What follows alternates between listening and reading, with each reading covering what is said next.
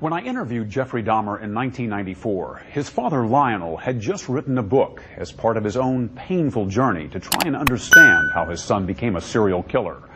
Despite regular visits to the prison, father and son had never spoken about many of the topics covered in the book until our interview. You've read the book. Right. He called it a father's story. Pretty simple title. Right. Not a simple story, though.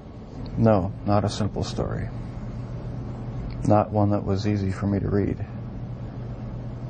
But I'm glad he wrote it. Did it hurt? Was it painful to read? Yes, it was painful. Some parts of it were, for me, were even fun to read. There were good parts. It wasn't all negative. Was it emotional for you reading the book? Yes, it was. Tell me, what kind of feelings did you have reading it? Deep regret, sorrow. I guess those were the two main emotions. Is there anything in this book that you strongly disagree with? Yes, I disagree with the description of me as being so incredibly shy and introverted, because maybe that's the way my dad saw me, because there was so much tension in the home that I really didn't feel like being up and happy a lot of the times. But with my friends in school, I had a good time. We had good social life, and so I wasn't so extremely reclusive and self-centered as it portrays me. Does it surprise you to hear Jeff say that he doesn't think of himself and never did as innately shy? It did surprise me. Maybe my perception was accentuated to the extreme. But you do recall at age 6 that you became more aware of tensions in the home. Oh yeah, that's the time I really remember noticing that things weren't quite right. So it wasn't so much innate shyness as it was wanting to withdraw from tension and arguments and problems in the house. That's how I saw it, yeah. I sort of lived in my own little fantasy world when things got too heated in the household. And I carried that over for years, I guess. And was there violence in that fantasy world?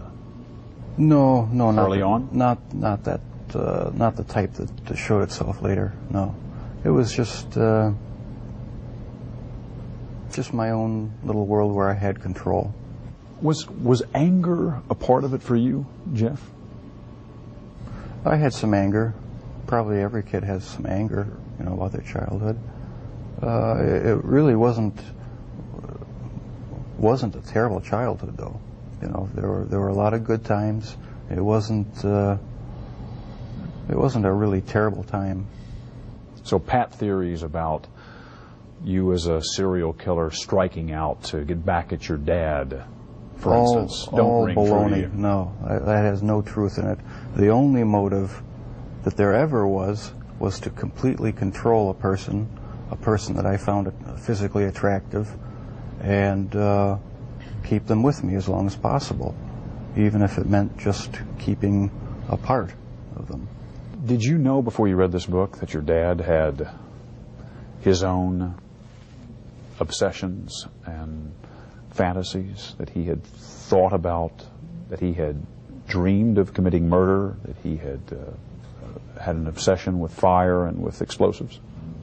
No, I don't think that's the type of thing one asks one's dad. Were you surprised to read that about your dad? Very surprised, yeah. I didn't know what to think about it. I suppose everyone has their secret thoughts, and so it was somewhat of a shock. You feel grateful that your father wrote this book? Or do you feel put off by it? I mean, I'm just curious about your overall reaction to it. Do you feel is the book an invasion, do you think? Or is it... No, I feel nothing but pride for him for writing the book and having the courage to bare his soul when he didn't have to. He didn't have to get involved with trying to help me out and support me and be an emotional support for me, and I'll be grateful to him forever for it.